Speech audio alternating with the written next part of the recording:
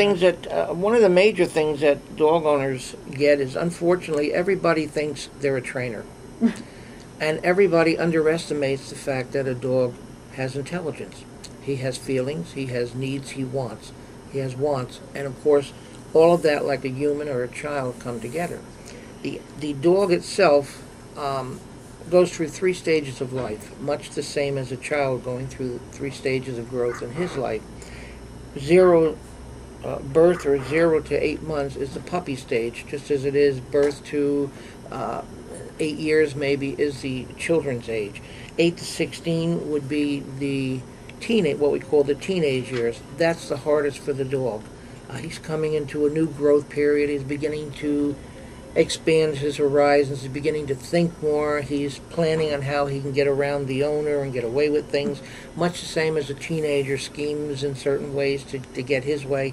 And then 16 months or 18 months to 24, they start to settle down, and by 2, most of them mature. As do the children. When they hit 18, 19, 20, they start growing and expanding their horizons in a broadened way. So the dog is pretty much the same as a child. Most people have the feeling that a dog is just a dog. It's much more than that. The very first thing that we tell people in the training is at the seminar is, forget you have a dog. What you really have is an extended child, because all dogs act, think, and react much the same as children growing up through their 3 stages of life. So we have to consider that whether it's 2 legs or 4 legs, you pretty much have a thinking child, a thinking animal, an extension. So people tend to forget that, and they put less importance on the dog, which is a mistake. The other big problem is people wait longer than they really should for training, because once your dog gets past 6 months, 8 months, on the average 8 months, he starts to incorporate behavioral patterns and situations that then have to be eliminated if they're bad, and incorporated with new or better, correct training patterns. If we get them at 12 to 14 weeks of age, you can eliminate that, because at that point your dog comes with an empty head, pretty much.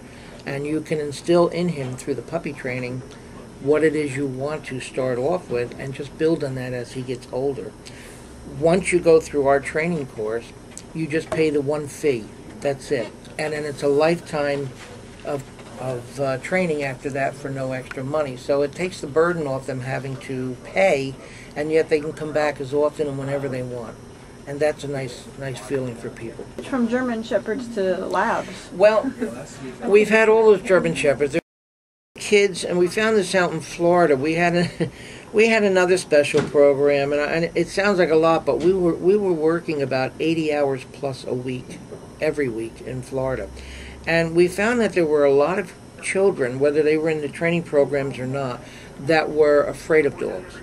And the bigger the dog, the more fear. We used to go into the school systems, the grammar schools, and we'd go into the hospitals and nursing homes with our dogs as therapy dogs. When we went into the grammar schools, there was always 1 or 2 kids that would see the German Shepherd and let out a scream for fear.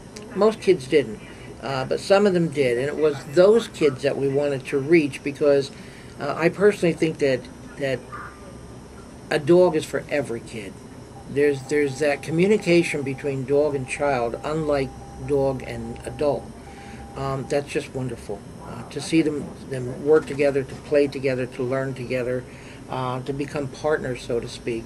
I know my own daughter growing up, we were endowed with as many as 4 shepherds in the house at one time. She was not only well protected, but they bonded with her faster than anybody else. It's just a natural pairing of the two.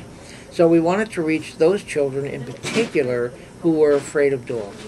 So we instituted a program whereby we took one of our more gentler shepherds, and we started from the back, the hindquarters, and we let them touch them. And we held the head. And eventually they worked up to the center and up to the head finally. And it was a relief for them to be able, and a thrill for them to be able to touch a dog face to face. With all these fears that they thought they had, but were false. So we put that into a training program for kids with younger children. Right now we take them from 8 years and up, okay? We want to start them even younger this year because if you get a child at a very young age over his fear of dogs, and unfortunately many of the kids that have a fear of dogs is because it comes from the parents. Watch out, don't touch him, watch out, he's big, be careful now, he'll bite you. Sayings like that put fears into kids when it's unnecessary. A dog isn't necessarily just going to walk up and bite a child because the mother or father says so. But that's what you hear a lot because many parents are afraid of big dogs, so they instill that in their children.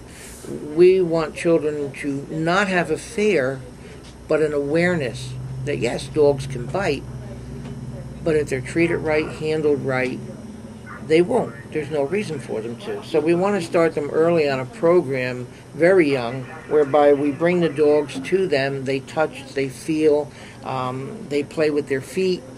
At a very young age, they pet them, and just start communicating with dogs early so that by the time they're 8, 9, 10, they may want a dog. Not necessarily going to get one, but they may want one, and they'll have less of a fear and a greater respect. And that's the key word in everything we do, whether it's children, whether it's adults. We teach everybody that this is a dog. If you want respect from him, you must give him the same respect. It's not a piece of chattel. It's not a piece of wood. It's not a lawn furniture. You don't own it and just do nothing with it. It's a living, breathing element. So if you want respect, you have to give it. And we teach respect for the animals. And in turn, you can see both children and adults get so much more out of the dog because the dog is much more willing to give. Every dog has the capacity to love.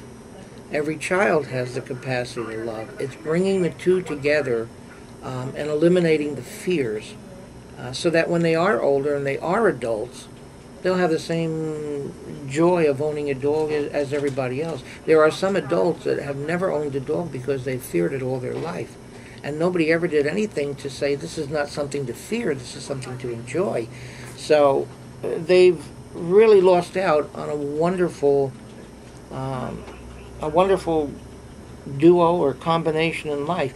Yeah, they're a lot of work. They are a lot of work. It's almost like raising a child, and then some. But everything in its place. Everything has a time. Everything has a training program. I have to start all over with Abby, the new pup, when she comes. And I haven't done that in 3 years since with Jake. Some dogs are easier to train and break. Every single dog in the world can be housebroken in 1 week if you do it right. We have a training program for that too. 90% of what we did in Mistywood, 90% of what we do now, we're here in the mountains, is at no charge. We are on the phone a lot. We do an awful lot of talking, an awful lot of solving problems on the phone, a lot of communicating with people, whether it's at the class, after, or just at home. Everywhere I go downtown, I meet a lot of people now that say, I know who you are, I got a problem. We'll stand there and talk if it's all day if they need it. We're out to promote, as we always have been, proper care and handling and respect of the dog, and in return, showing them just how much love they can get from an animal like this. It's just a wonderful relationship, you know, and I want to see everybody, every kid get in on that. And so many, I think, are missing out. It's a dog is a dog is a dog, and we want to dispel and get rid of that. It's just a dog theory. It's not. It's an integral part of your household. It's a big part of your family, and we want the kids and the adults to not only love them and respect them, but treat them as part of their household. And the rewards in return from these guys, I mean, this guy here gives us infinite love. Infinite love. He just thrives on being petted, touched, loved, and he's just there for you. He's a sweetheart. He's a sweetheart. He's just not what I need for my